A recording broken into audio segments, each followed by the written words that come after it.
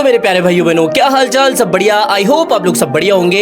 Video में आगे बढ़ने से पहले मेरे भाई दोनों हाथ जोड़ के रिक्वेस्ट कर रहा हूँ, इस चैनल को जरूर से सब्सक्राइब कर लेना, क्योंकि ये हमारे इस चैनल के शुरुआती दिन है। 500 सब्सक्राइबर भी नहीं हुए। बहुत वैल्यूबल कंटेंट अपलोड करने वाला हूँ इस पर, और लगातार आपको अच्छी अच्छी ट्रेड्स मिलने वाली है। तो प्लीज इस चैनल को सब्सक्राइब कर लेना।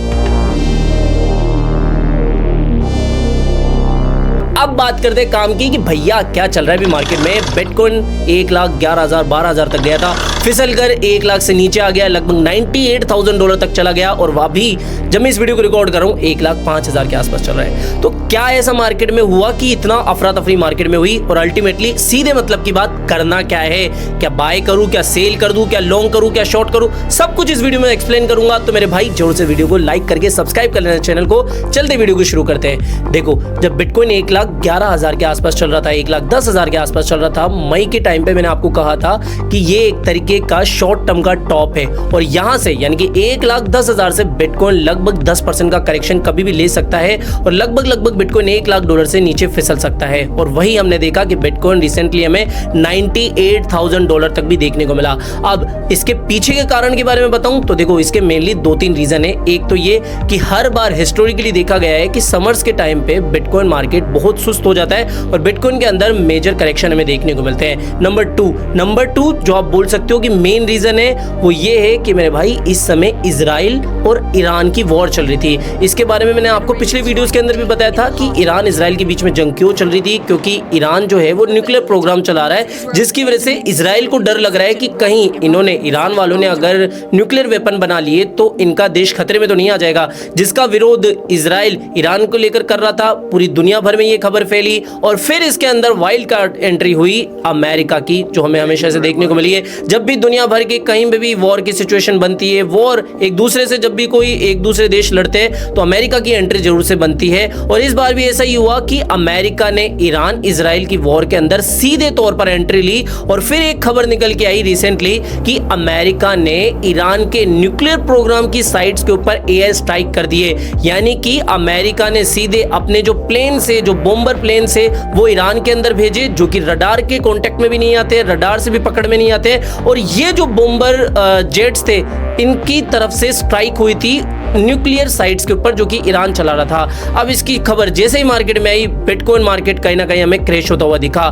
फिर इसी दिन देर रात को एक खबर निकल के आई कि जो अमेरिका ने ये स्ट्राइक करी है, जो अमेरिका ने ये जो एयर स्ट्राइक करी है, अब इसी का बदला लेते हुए जो ईरान की पार्लियामेंट है, उसने ये डिसीजन लिया कि भाई साहब अब हम क्या करेंगे, स्ट्रेट ऑफ हार्मज, यानी कि एक तरीके का समुद्री रास्ता है जो कि ईरान से होकर जाता है, जहां से दुनिया भर के कच्चे तेल के आयात का 1/5 पार्ट जाता है। मतलब कि जो क्रूड ऑयल होता है, इसका जो 1/5 पार्ट है वो इसी रूट से होता हुआ जाता है। तो ईरान ने यह फैसला लिया कि इस स्ट्रेट ऑफ हार्मज को, इस कॉरिडोर को हम बंद करेंगे। और जैसे ये खबर निकल के आई, तेल की प्राइसेस तो हमें बढ़ती हुई देखने को मिली ही, वहीं बिटकॉइन की प्राइस हमें क्रैश होती हुई दिखी। तो इसकी वजह से आप कह सकते हो कि बिटकॉइन कहीं ना कहीं जो 1,04,000 5,000 2,000 के आसपास चल रहा था, जैसे ये खबर निकल के आई, मार्केट में अचानक से क्रैश आया और बिटकॉइन $1,00,000 के नीचे आ गया। तो मेनली बात क्या है कि ये जो खबरें निकल के आई थी ईरान इजराइल की वॉर की, इसकी वजह से बिटकॉइन के ऊपर इतना नेगेटिव असर पड़ा, और ये खबरें पिछले महीने से ही आना शुरू हो गई थी। लेकिन अभी मेन मुद्दे की बात यह है कि आज ही के दिन, जब मैं इस वीडियो को रिकॉर्ड कर रहा हूं, आज है 24 जून,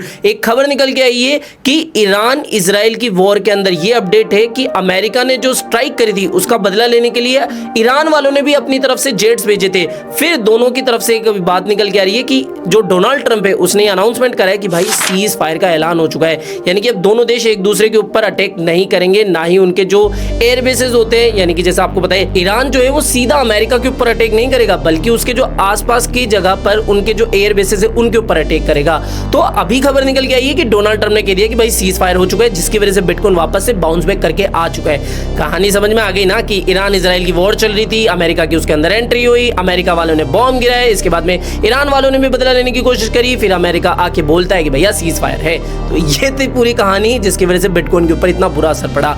अभी मुद्दे की बात है कि भाई साहब क्या यहाँ पर बिटकॉइन को बाय करना सही रहेगा। देखो मैंने पहले भी ये बात कही है, $1,00,000 से नीचे बिटकॉइन आए तो सारी बेस्ट प्राइजेस है वो चाहे $98,000 का लेवल हो या फिर $96,000 का लेवल हो। हाँ ये मत भूल जाना कि बिटकॉइन यहाँ से और डंप नहीं करेगा। हो सकता है कि बिटकॉइन ने ऊपर की लिक्विडिटी ग्रैब करने के लिए सिर्फ एक फेक पंप दिखाया है और फिर से बिटकॉइन हमें $1,00,000 के आसपास देखने को मिलेगा। तो करना क्या है इस सिचुएशन में, मैं अभी भी यही कह रहा हूं जो मैं खुद कर रहा हूं। It's not a financial advice, इसको आप बिल्कुल फाइनेंशियल एडवाइस मत समझना। जो मैं कर रहा हूं वही चीज आपके साथ शेयर कर रहा हूं, बस इसको एक आइडिया की तरह लेना कि अगर बिटकॉइन आपको फिर से $1,00,000 से नीचे देखने को मिले, वहां पर आप अपने स्विंग लॉन्ग ओपन कर सकते हो जो कि $96,000 $94,000 का लेवल बन सकता है। वहां तक बिटकॉइन के आने के चांसेस हैं। तो what I am doing right now, मैंने स्ट्रेटेजी बना ली है कि अगर बिटकॉइन आपकी फिर से $1,00,000 के नीचे आएगा तो वहां पर मैं अपने स्विंग लॉन्ग ओपन करने लग जाऊंगा। बस ये ध्यान रखना अपनी जो लिक्विडेशन है वो $70,000 के नीचे रखना, ज्यादा लेवरेज यूज नहीं करनी है। तो यहां पर एक स्विंग लॉन्ग ओपन होता है आपकी बार अगर बिटकॉइन आए,